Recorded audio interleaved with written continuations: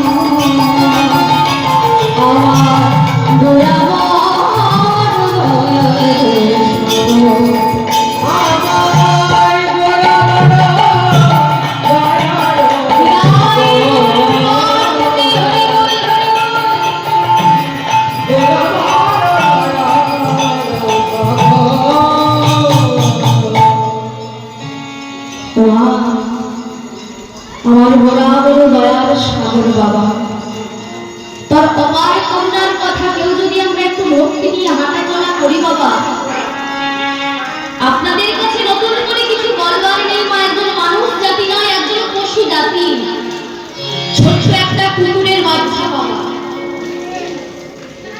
মহাপ্রভু যখন সুরধনির তীরে খেলা করেছে, কুকুরের বাচ্চাটা যেন মহাপ্রভুর চরণের কাছে এসে যেন কিছু বলবার চেষ্টা করছে।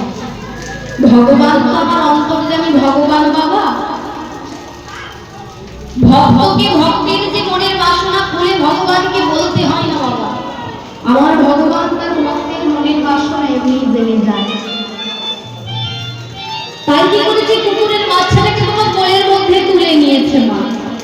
এইদিকে সতী ঠাকুরানী বারান্দায় কাজ করছিলেন, যেই দূর থেকে দেখতে পেয়েছে যে ভগবান নিমাইয়ের কোলে কুকুরের বাচ্চা ধরে আছে, চিৎকার করে ছেলেকে ডাক দিলে, আরে বাবা নিমাই, তুই কি করেছিস বাবা? ছি ছি ছি, বাড়িতে কিনা ঠাকুর দেবতা রয়েছে আর তুই কিনা কুকুরের বাচ্চাটাকে ধরে রেখেছিস, নামিয়ে দে বলছি। ভগবান বলছে, মা তুমি বলো তো মা, আমার চরণের কাছে এসে যদি কেউ কাঁদে আমি কি তাকে ফিরিয়ে দিতে পারি? বলো না মা।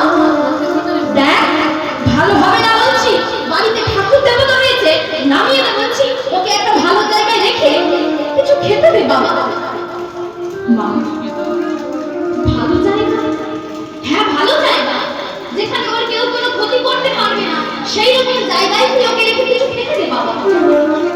ঠিক আছে তুমি চিন্তা করো না, আমি ওকে ভালো একটা জায়গায় রেখে কিছু খেতে দেব। শোন, আমি কিন্তু চললাম সুরধনীতে স্নান করতে, এসে যেন দেখি তুই কুকুরের বাচ্চাটাকে ভালো একটা জায়গায় রেখে কিছু খেতে দিয়েছিস। মা তুমি চিন্তা করো না, যাও যাও। সতী ঠাকুরানী ছুটলেন বাবা সুরধনী তীরে স্নান করতে। ভগবান তাকে একটা ভালো জায়গায় রেখে নিজেও স্নান করে এসেছে মা। এবার সতী ঠাকুরানী স্নান করে বাড়িতে ফিরে এসে বাবা, আমরা যেমন ঠাকুর ঘরে যাই বাবা ভেজা বসন ছেড়ে একটা শুকনো বসন করে, তেমনি আজ সতী ঠাকুরানী কি করেছে, ভেজা বসনটা ছেড়ে শুকনো একটা বসন করে ছেলেকে ডাক দিলেন বাবা। আরে বাবা নিমাই, আগে বলো মা, তুমি আমায় ডাকছো? বলি তুই কুকুরের বাচ্চাটাকে ভালো একটা জায়গায় রেখেছিস তো বাবা? আগে হ্যাঁ মা।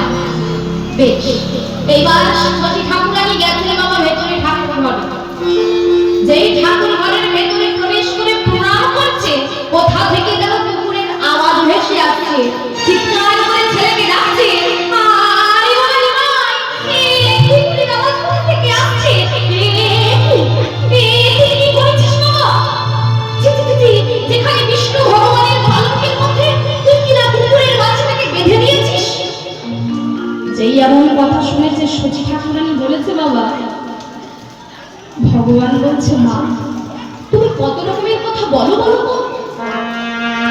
তুমি তো বললে যে ওকে একটা ভালো জায়গায় বেঁধে দিতে, তা তুমি বলো তো মা, এ জগতে ভালো জায়গা কোনটা? কোনটা গো মা? একমাত্র আমার গৌর হরিদের চরণ কমল।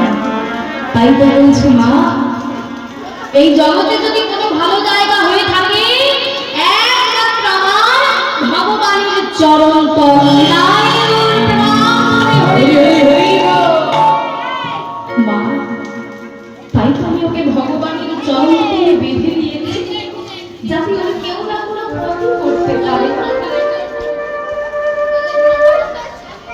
এইবার সতী ঠাকুরানী মাথায় হাত দিয়ে বলছে, হায় হায় হায়, এ ছেলেটা কি সর্বনাশ হয়ে যাবে, মরবে।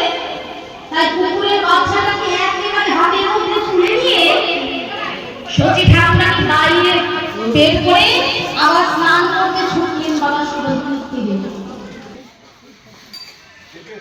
তো গাইস, আমাদের মানুয়া গ্রামে পুজোর অভাব নেই, ঠিক আছে। এই চৈত্র মাসে আমাদের মানুয়া গ্রামে প্রচণ্ড প্রচণ্ড পুজো।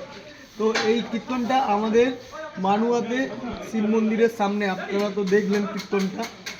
আর এটা হচ্ছে আমাদের এবার শুরু হবে কাল থেকে, ঠিক আছে। কাল থেকে তো দাদা, কাল থেকে আমাদের মানে ঠাকুর আনা, আর কাল থেকে তো ষষ্ঠী, তো হ্যাঁ কাল থেকে ষষ্ঠী, সপ্তমী অষ্টমী, তোমরা সবাই এখানে চলে আসবে। তাড়াতাড়ি মাইক টাইক বাঁধো, কি হচ্ছে? এই যে মাস্টার ভয়েস সাউন্ড আসছে, এই যে সব মোটামুটি এসে গেছে। আপনাদেরকে জাস্ট দেখাচ্ছি, কারণ পুজো আমাদের কাল থেকে শুরু হয়ে যাবে। কালকে ঠাকুর আনতে যাবি তো? হ্যাঁ, কালকে বক্স নিয়ে ঠাকুর আনতে যাওয়া হবে, সকলে চলে আসবে। তো আপনাদেরকে এই ভিডিওটার মধ্যে নিমন্ত্রণ করে দিলাম। আমাদের মানুয়াতে যে কীর্তনটা হচ্ছে, ওখানে মহোৎসব হতো, এই বছর কোনো কারণে মহোৎসবটা হয়নি, প্রাকৃতিক দুর্যোগের জন্য বা কোনো কারণের জন্য মহোৎসবটা এবছর হয়নি। তা আমাদের বাসন্তী পুজোতে দাদা মহোৎসব হবে, বাসন্তী যায় হবে না? গ্যাসের সমস্যা, জ্বালানোর সমস্যা। আমি একটা গাছ দেবো, আমার একটা জাম গাছ আছে অনেক বড়, পড়ে গেছে জাম গাছটা, দিলে হতো না? আর হবে না? হ্যাঁ ঠিক আছে, ঠিক আছে, বাদ দাও। ভিডিওটা শেয়ার করে দিন, লাইক কমেন্ট, বাই।